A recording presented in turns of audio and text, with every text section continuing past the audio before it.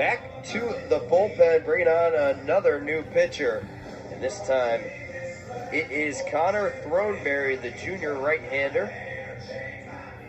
He'll get some action here for the Nittany Lions as they try to keep this within 10 to give themselves a chance in the bottom half of the inning. He's a redshirt junior from St. Louis, Missouri. 6'6", 235 pounds. Appeared in 12 games last year, went 2-0 with a 3.75 ERA. Through 12 innings, allowed 5 earned runs and struck out 9. So far this season, he has not made an appearance, so far this season, he's had a so-so start. Yeah, I mean, look, for Throneberry, he's a guy that you want to see kind of improve off of last season where he was really, really solid.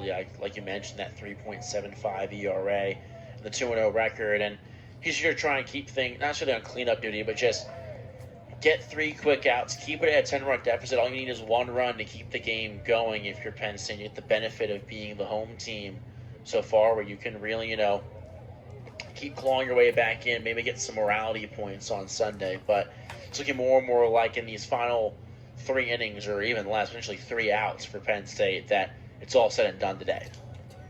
And due up is Cooper Malamazian, Tyler Cerny, and Will Moore, and then it'll head to the top of the lineup. Righty on righty. Off-speed pitch, beautifully done by Throneberry in there on the inside corner for strike 1. Pitching has been good for Indiana here in Game 2. For Penn State, not so much, as that one fouled back. Redo the 2-2.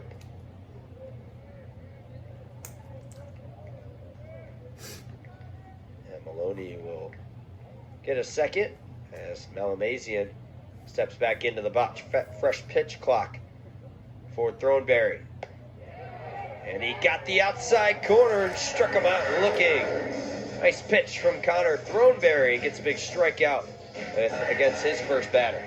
That's big, too. Just, like you talked about, it's been a slow start to this season so far for Throneberry. You want to continue to build off of some positive outings, and that's what it is, especially as a pitcher. It's all mental, too. Not necessarily all mental. Obviously, it's a big physical aspect of the game, but the mentality is a huge thing, and you want to be able to go out there and say that you had a really good outing despite what the score is. If you go out there in a relief appearance, you kind of treat it like it's a tied game or you're protecting a lead, and then you just kind of you move on, you build off of that, and that's a good first at bat for Throneberry to build off of. And this one grounded to third and gets through the hole. It's a single for Tyler Cerny, his second single of the game. Well, we talked earlier about how this bottom half of the lineup has to really get going for the Hoosiers, and it's done so throughout this contest. A bunch of those doubles, the extra base hits, and even just the singles getting on base has happened from these bottom guys in the lineup, and they just continue to rake, find a way to get the ball through the infield, find the outfield grass. 17 hits in this game compared to Penn State's 4. I don't know if we've seen a bigger discrepancy in quite some time. Infield is in. Corners in. Bryce Molinaro in on the grass. Cole Wagner still holding on the runner at first, but creeping in when Throneberry goes into his motion. Will Moore up to the plate. Does not square the butt and takes strike. Indiana leading 13-3.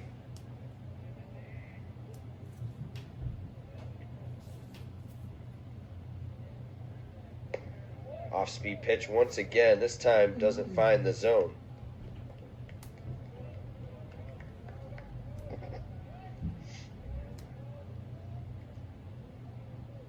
Two 2-1 count for Will Moore as a ball is on the field. Take a quick timeout from the action, and now we'll get back to it. 2-1 count, 1 out, runner on first. Will Moore, the freshman.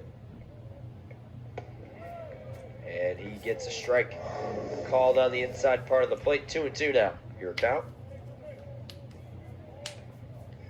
6:32 p.m. here inside the ballpark.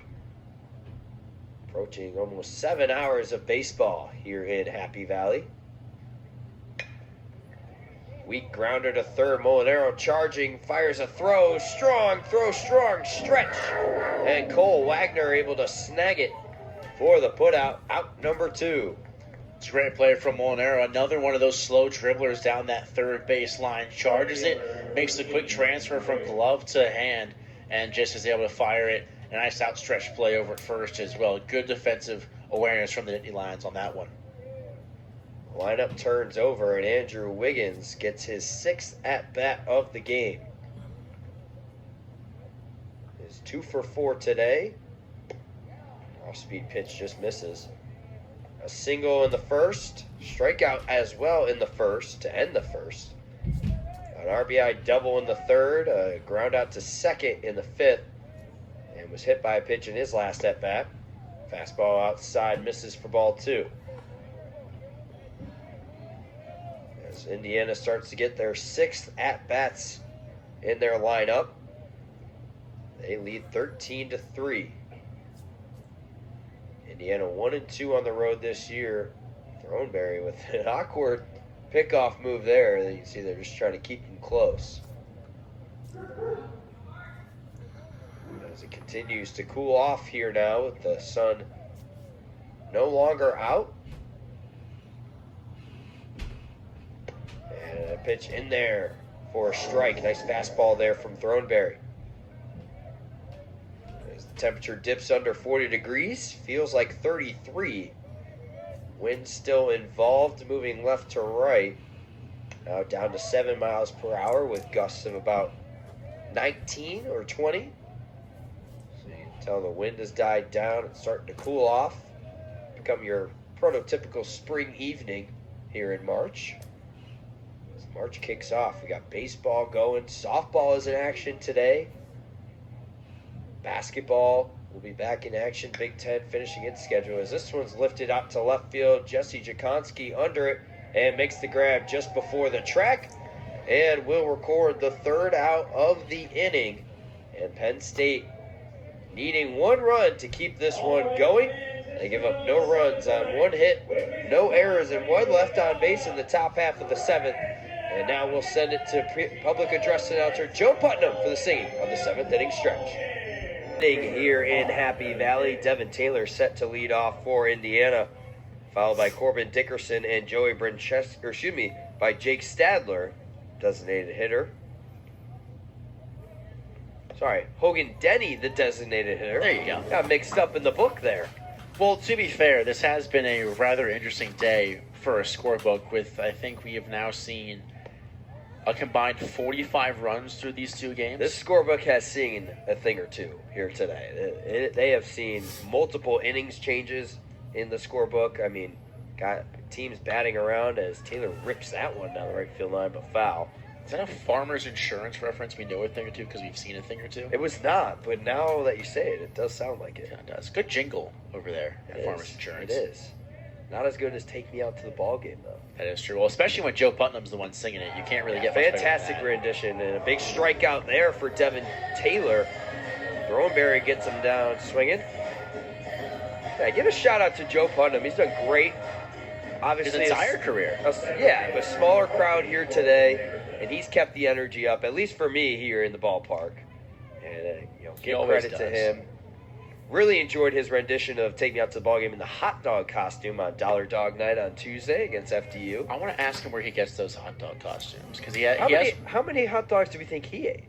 Did he have any as a? He had to have, right? Well, it's kind of tough because you have to be talking. It is. Well, that's my question. When you get time, My guess is 2. This is 2. My guess is he had one pregame, and then he was able to fit one in somewhere. I'll go 3. I'll go 1 every third of the game. Line drive out into center field, and that gets down for another base hit for Corbin Dickerson. He put up some pretty good numbers on that Dollar Night.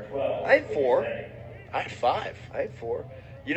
I was a little bit intimidated, to be honest. One, by the line, but also the fact that they were allowing you to get 8 at the beginning. It felt like a trap almost. It did. Yeah, it did. The point. And you think, oh man, if I get 8, all I have to do is 1 more. To do the 9 innings, 9 hot dogs. I was a little intimidated, and therefore I could not put us over the 6,000 mark. on the Dollar Dog Night. But a great first night for Dollar Dog Night, and what was not supposed to be a Dollar Dog Night. So give a lot of credit to the Penn State promotions team, as well as the staff here in the concession stand, and really just the staff at Medler Field here at LeBron Park. They did a great job, and obviously it kind of worked out that it was about 50, 60 degrees for students. It's a perfect day for baseball, yeah. It wasn't like it was an early day game where students had to miss class. It was a nice 5:30 time. I pretty much came straight from class to come here. Mm-hmm. It was a great evening, great night. Obviously, Penn State got the win, so for the Penn State students, that was a big win. A close win, too. It was an exciting game. Close game. It did get a little chilly. I heard from some students. I did not stay all the way, had a meeting to attend to, but I heard it got a little bit chilly later in the 8th, 9th innings. Can confirm. I made the dumb choice of wearing shorts that game because it was 50 degrees, and by the time the sun set, that's where they get you, yeah. And especially some of these, the players on the field, you have to dress not for the beginning of the game. You have to dress for the end of the game. Especially in Pennsylvania weather, yeah. Yeah, well, it turns quickly. Obviously, started around 50 degrees early this week. We went basically down to 30 the next day with rain, and then the next day even below that with snow in the area. You kind of been hit by the four seasons of, the world, really. You had, essentially summer. And a big strikeout there once again for Throneberry. He's got a couple of strikeouts in the inning. You had sun, you had wind, you had a thunderstorm on Wednesday night, then it turned into snow throughout the day on Thursday, and now it's back to being cold. And now, yeah, it's cold, which is not ideal, but you had a clear sky, sun is shining. I mean, tell you what, you'd take that pretty much any day of the week. I would take that 9 times out of 10, absolutely. I mean, sometimes you might take a cloudy, warm day. And that one ripped into the right center field grass. Runner will advance to third on the long single from Hanley. I think his offense has not really been affected by this cold weather. They continue to just light things up. And you make a good point. Usually when, especially with aluminum bats, a little bit less with wood bats, but more with aluminum, it gets cold. It starts to hurt when you hit off the hands. It stings a little bit. The ball doesn't travel as far as it normally would. But I'll tell you what, both teams today really have done a good job of providing some really good offense, putting the ball in the air, letting the wind take it, and put up a ton of runs here in this doubleheader action. Yeah, we saw 14 runs in game 1, 15-9. We're up to 19 in this one. Or we saw 24 runs. I don't know. Wow, 14? That's not 24 runs. 24 runs in the first game. We've got 19 here. You do the math. It's 43. It's a lot of runs is what it is. In the span of about 6-7 hours. That's some good baseball here at Happy Valley. We've been given a treat here today on a beautiful Friday. I don't have class today, so figured why not come out to the baseball field and hop on Big Ten Plus and enjoy a doubleheader of Big Ten baseball action, as this one is lifted and scorched out to right center field, going back in, gone! Jake Stadler with a 3-run shot, and Indiana back out by 10. That was a no-doubter off the bat of Stadler. We talked about how, it can hurt a little bit when it comes off the hands in weather like this. I don't think that one felt anything but smooth coming off the bat of Jake Stadler. Just continued to carry, and nothing that Mercado could do but watch that one fly over that right field wall. And Indiana has regained their 10-run lead here in the top of the 8th. And you hear Indiana bringing the boom here today. Shout out to the Costco guys. Indiana has had multiple booms today. They have really stuck it to Penn State here in game number 2. Both these teams have had a lot of booms. We have 7 big booms in game 1. We've seen a couple in this one. He's got 3 booms, and he might have one more. Cooper Malamazian into the left field wall and in with another double. Make it 4 in this game alone. How about the extra base hitting from Cooper Malamazian? You might just start putting him on second.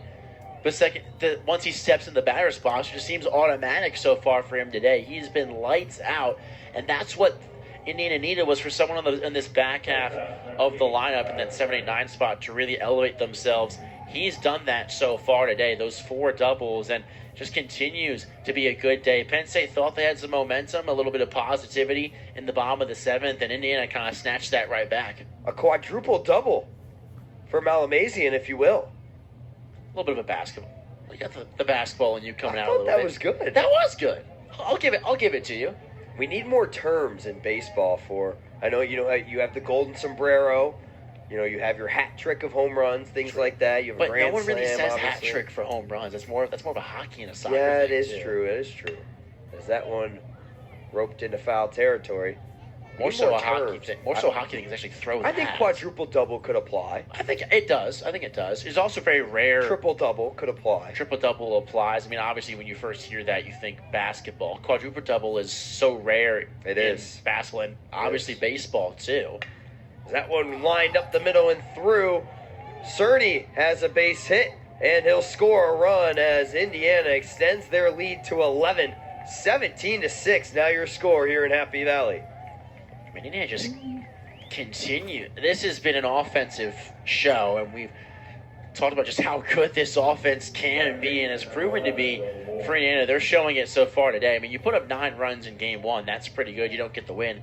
You put up 17 here in game 2. You can't ask for a better performance. And Indiana is no stranger to putting up a ton of runs. Had 18 on February 28th against Mount St. Mary's. That was an 18-5 win in 8 innings. And then against Mount St. Mary's again on March 2nd, they put up 20 runs and won 20-7 in 7 innings. So a team that is not afraid to put up 15+ even as they approach the 20 mark once again.